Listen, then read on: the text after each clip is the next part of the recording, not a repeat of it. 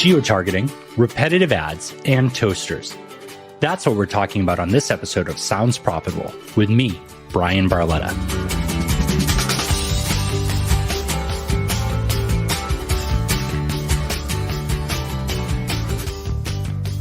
I know that you're listening to Sounds Profitable because podcast ad tech is important to you, but it's important to me that you are kept up to date on the latest news from the entire podcast industry. To help with that, here's what happened last week, no matter when you're listening, from James Cridland at Pod News.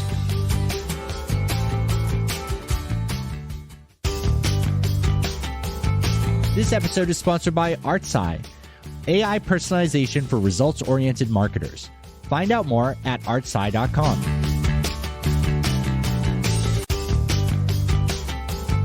This episode is sponsored by Media Creek, empowering audio. Find out more at MediaCreek.net.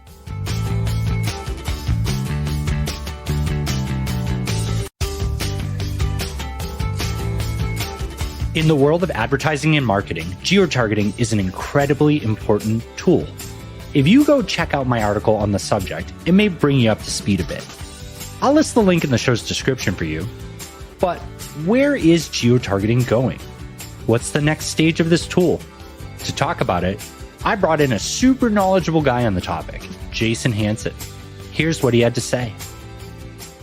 So Jason, thank you so much for joining me today on the first recorded episode that we've done so far. You know, I want to introduce you a little bit. So I met Jason when I was working at Barometric, and Jason works at Wrapify. That is a gig economy ad platform, and they're very performance driven. So why don't you tell us a little bit about yourself and about Wrapify?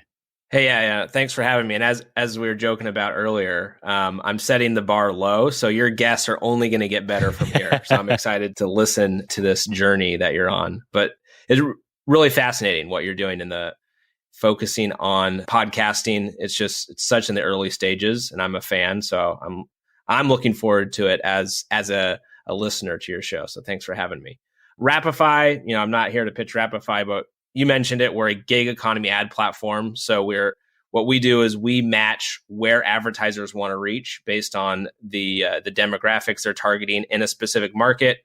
We press a button, and that campaign zone sources drivers. So whether they're Uber drivers, Lyft drivers, DoorDash, Postmates, what have you, it sources drivers that drive in that area, and we put ads on their cars. And then there's a whole way that we measure attribution, which I'm sure we'll get into a little bit, but not to pitch Wrapify, but just talking about how we use location data to deliver that to our advertisers. But yeah, our goal is taking this. It's a very old school medium, out of home. We've been doing it ever since we were putting paintings on walls when we were cavemen. And we're going to take this old school medium that's out in the real world and bring it into the digital space. Can we measure attribution? Can we make it more digital? Yeah. And that's exactly why I wanted to have you on the show. I appreciate you not doing the full pitch and all that, but the truth of it is that you have a really great background. First off, you started in radio, and then second off, Wrapify is out of home, which is, the subject of this episode is related to the geolocation article that I wrote. And in podcasting, we get so little information to do any sort of lookup. And for geo, the only thing we get is IP address. And so with Wrapify, I kind of wanted to hear what data you guys get, how you do geo lookup, and then kind of turn on and see what you could do with a little bit less. What does that world look like? Yeah, I think there's some great correlations there. And really, our model, we've started this. Our methodology for attribution. It's been about 2 years now, and it's really scratching the surface as far as what data we're getting and how we're turning it into as close as we can get factual results that our clients see. So, what we're doing is we're taking the lat longitude of our drivers, and we're matching that with mobile ad IDs of folks who are within 50 feet of those vehicles. So we partner with data providers that have collected device IDs through opt-in. So it's folks who have given up the right to share their location. Now we don't collect any personal information, but we take that ad ID, and our goal is we know we're not going to capture everyone. because we're not at that point as a society yet where everyone is traceable. We want to build up a large enough sample size to say, okay, in this campaign zone in Atlanta, for example, here is a large enough sample size of folks who are around these wrap vehicles. And then we want to measure, did they take the intended action? But what's interesting is we take those device IDs, and this is where we work together before, we would match those device IDs with an IP address at their house and linking to other devices at their home. Because we know with out of home, and it's actually the same with radio, and I would say even the same with podcasting to an extent, people, your potential clients aren't taking that action right then and there because they just wanted to listen to Gimlet. They just wanted to listen to Joe Rogan. They didn't necessarily want to go buy tea or some software at that moment.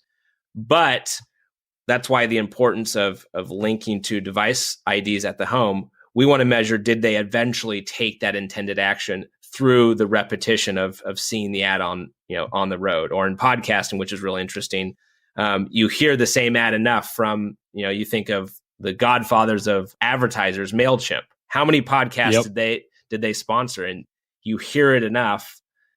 What we want to do is we want to see, taking those IP addresses, did that household eventually take the intended action? Now there are limits there. And I was reading your article, really fascinating. I'd love to hear you dive into a little bit, because I think there's similarities, the limits that an IP address supplies to us in the out-of-home space and what it supplies to podcast advertisers in your space. Yeah, so IP is really interesting because I did a test in that article and I connected through my home Wi-Fi, which had me within 1 kilometer of my physical address. And it said it could get up to 10 kilometers away.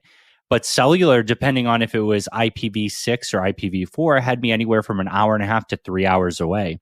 Wow. And I think that a lot of people look at geo with a mindset different than what you just said, which was really cool because we're both kind of in mediums that don't have a click, right? And so when somebody sees an out-of-home advertisement or listens to a podcast ad, there's nothing to click. They're not going to go to it immediately. And the focus of that part there is that it's more about where the user is at the time that they see it and the proximity or hear it and the proximity to the action, right? If it's online, geo doesn't normally matter. Anybody can hear an ad, anybody can see an ad, and then go online and find it, right? If you're wrapping cars for Amazon or you're doing a podcast ad for it. But when we were talking a little bit earlier before the show, you made a comment about local. And I think local is such a big thing that podcast needs to take advantage of, that it's less about were they within that 10-kilometer radius that I'm trying to target, or more, are they in a realistic driving radius from the car dealership that we're advertising? And I think that people in podcasting try and emulate digital so much, and I'm sure you have that battle too on your end, that it's not necessarily about the ad being physically close to that location you're trying to drive people to, but within the maximum radius that you guys believe will acquire that lead. Yeah. And I'm going to take you to the dinner table. Here's how I look at the media mix. When you're eating dinner and you have, a steak, you have sides, you have a drink, maybe you have a salad and a soup, you have several different applications for each of those items. I'm not going to have, let's just use a bowl, put everything in a bowl, unless I'm making like a dinner smoothie and using a bowl for every single food element. You have a bowl for the soup. You have a salad plate. You have a steak on a plate, and then you have a fork and knife that you use for that steak, and then a separate, I know I can go too far. I love food, so those analogies come to me quickly. But we as marketers and advertisers, we love to try to take every medium and morph it in that it has to be the same thing as Google AdWords. Like what we get or how we apply Google AdWords. Okay, now we have to have those same methodologies and the same results as we would want in podcasting or out of home. Every medium serves its own purpose, and it's up to the advertiser to figure out, how does this affect the buyer's journey, and how can I get the most out of it for this segment of the buyer's journey? So what we were talking about earlier, my radio days, you look at national programs, and I'm simplifying this, but they would have their national spots that the advertiser would come in and say it's an insurance company, Farmers Insurance. They'll serve everyone in whatever market that national program is broadcasting. What they care about is, does that psychographic, does that listener to that show, do they often buy insurance from our company? If that checks the box and we can afford the budget, yes, let's have a national spot that covers every station that program's on. And it's more of a psychographic buy where we see that person can eventually become a customer. But the cool thing is how those programs work is that national station leaves spots open for local radio stations to sell local spots, so that the sellers in those local spots can go to their local tire shop, their local car wash, their local Ford dealer and say, hey, not so much about psychographic, but we have XYZ program that gets a lot of listeners from this location. And we know that it's important that you actually need people to physically walk in and buy tires. Actually, I bought tires from Amazon the other day, so maybe that's not as important. But that's besides the point. You need people to go in and buy a car from this location, or get their carpet cleaned from someone who's local. So that's where you have the ability to sell locally, and that's where I'm excited to see where podcast is going. Now, I don't want podcasts to turn into what radio was, because radio had to evolve, and that's why we're seeing podcasting evolve. And I don't think the goal should be podcast needs to be 100% digital or 100% what radio is. It's its own thing. But what I'm excited about is, one day listening to a podcast and I hear from the host a product or service they're really excited about. And that product or service can service anyone that's listening. I know it's harder because podcasts go outside of the US, but for the most part, I think the box should be checked. Can we service 80% of the people listening to this podcast? And that's more the national approach. But then I'm not sure, you can tell me if this is happening now. Does Spotify, with the information they have, seeing that they're buying podcasts, do they have the ability to insert local spots where, okay, now we know we have Jason who's in San Francisco Bay Area. We're going to have the ability, based on his, I know its IP address is limiting now, but what data, my question to you is, what data do they need, or where does it need to get to where I will hear an ad from my local car wash on a national podcast? Let me ask you that. Like, when do you see that happening? So the local aspect, first off, I got to correct you on the Spotify thing, because it's the hill I like to die on, is that Spotify is not podcast advertising. Spotify is an app that has podcasts as content. And so when Spotify does their own ads for their own inventory, it's an in-app ad, right? So they have the whole breadth that Facebook and Google have. They know all of your history. They know where you are right at that moment. Dynamic ad insertion in podcasting is when you press play, it's going to call that host with your IP, your user agent, and the content you're on. And at the time that they're in real time, they're building an MP3 to send back to you that's usually unique to you, with the ads based on what the targeting they could accomplish were. That's amazing. Megaphone, who I was at for about a year before I started Sounds Profitable, had a local sales team. I believe they still do. And they were trying to sell just that. And it worked pretty well. But it's so interesting to me that isn't a bigger part of it. Everything that I see in podcast advertising is such big brands.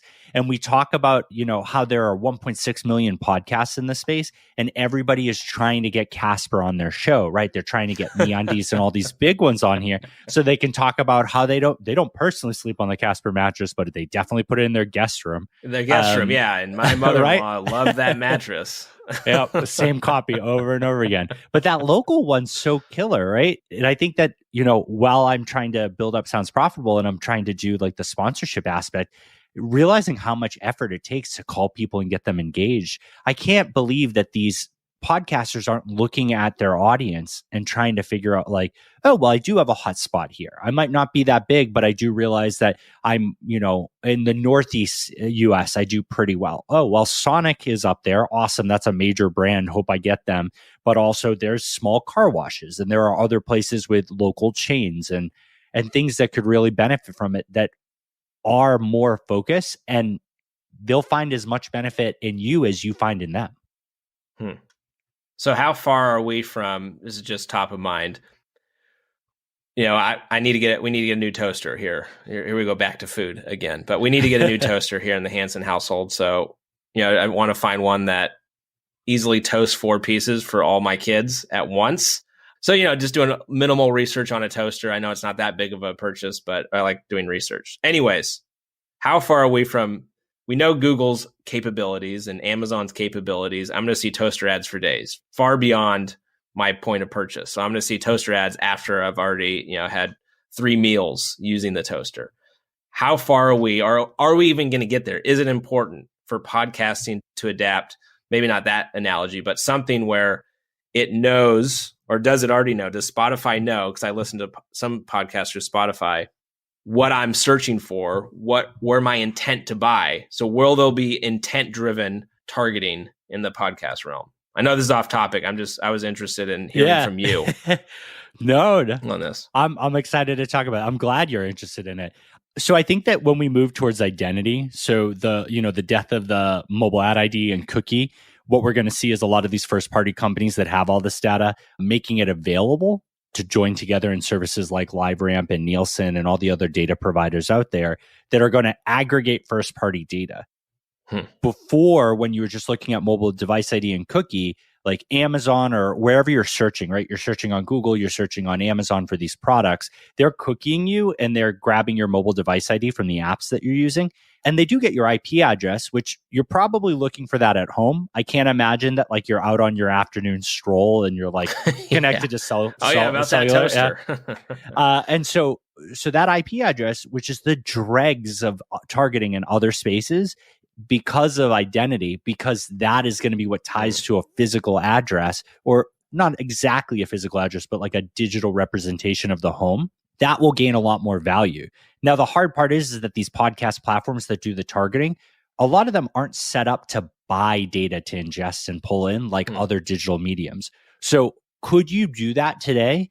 Yeah, I think that there are data providers out there that have interesting info about you. I wrote an article about intent to buy ketchup. And so if you were labeled with Nielsen as intent to buy a toaster, that would associate with your household's IP address. And that means anyone in your household could get an ad about a toaster. And that brings me back to a point that you made about the car and less focusing on the individuals that see the ad, but the household, tying them back to the household. Mm-hmm. That's a big thing for you guys too with out of home, right? You don't care about finding the individual person. The ads in out of home, the ads in podcasting about starting a conversation or making somebody talk about something in their household. It doesn't matter if one person saw it. It matters what the household does with that information, right?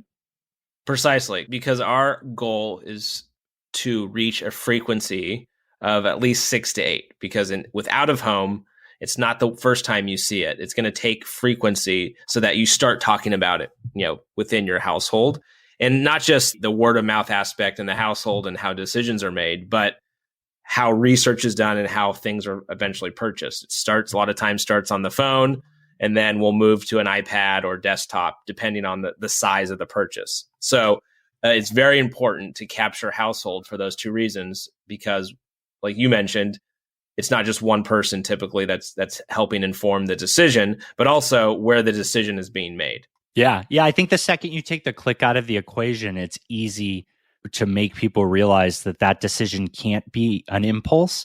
And because it can't be an impulse, every person they touch and interact with on a consistent basis who is a consumer of media and ads becomes a valuable touch point. And that, I really like that with geo and targeting digital households.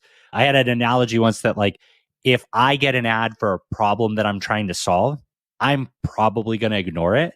But then if my wife gets that same ad and she comes to me and she's never going to say she got an ad for it, she's just going to tell me about this new product she found for a problem I've been complaining to her about, I'm way more likely to listen to it.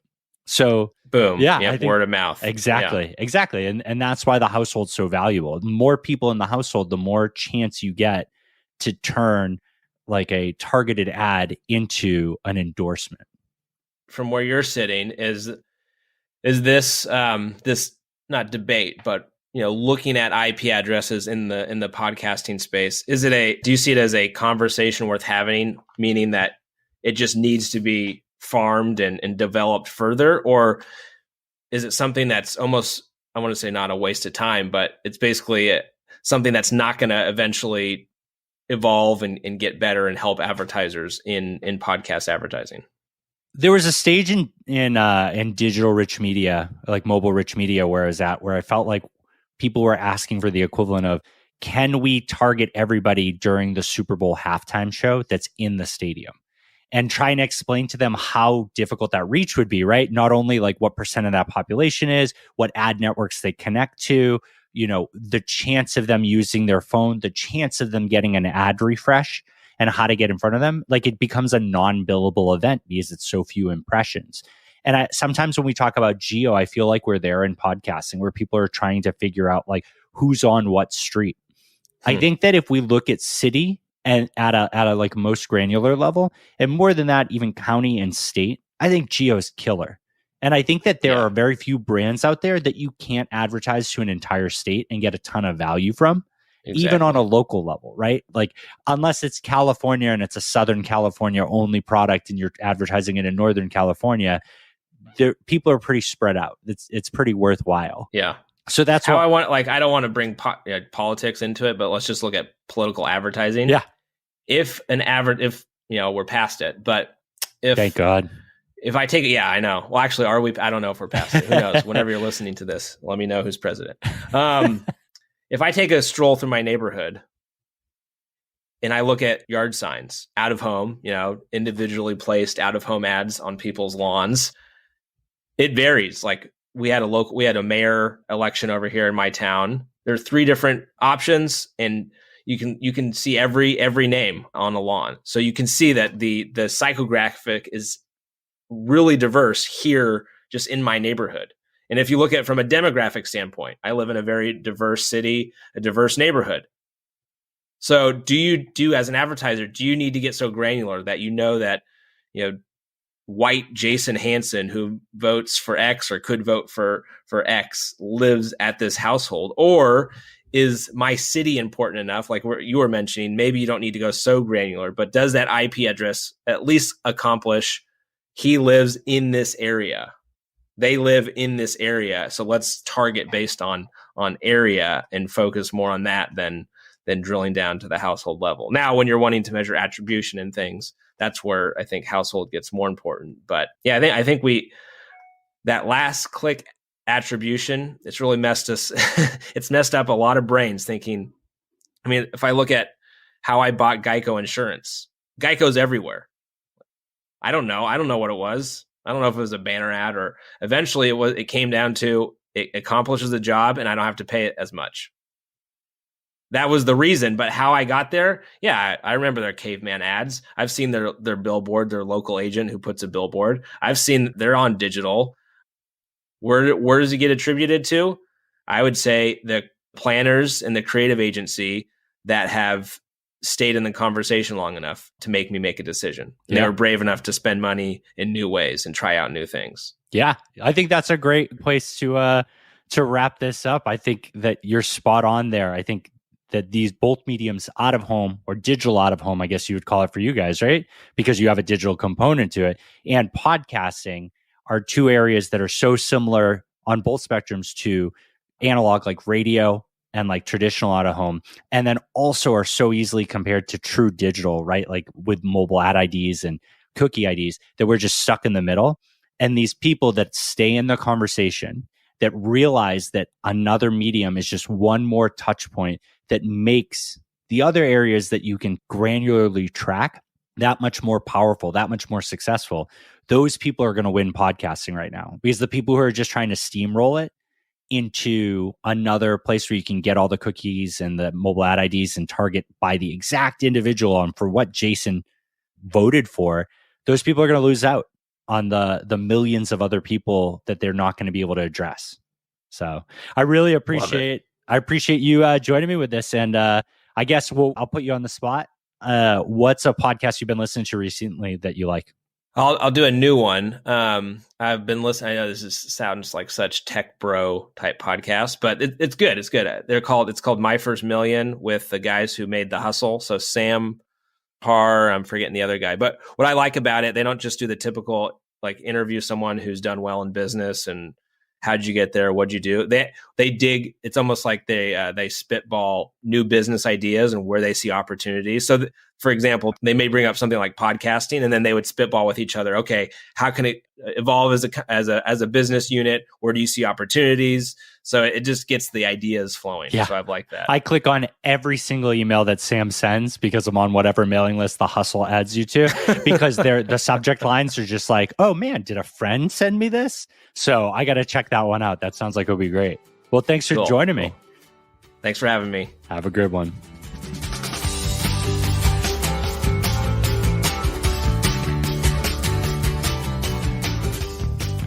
And stick around for some special bonus content at the end of the episode.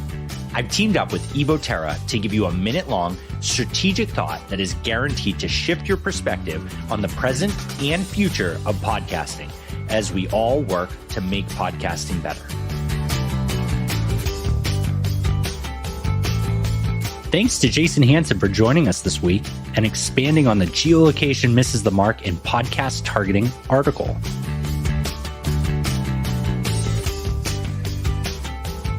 If you like what you heard and want to connect, you can find me, Brian Barletta, on LinkedIn, way less formally on Twitter as High5RPG, and of course you can email me, brian@soundsprofitable.com. The Sounds Profitable podcast and all cool ad tech bells and whistles you've experienced were thanks to our host and sponsor, Whooshka. Everything you've heard since the conversation ended was uniquely created to target you using their dynamic ad insertion features. If any of the callouts were wrong, let us know.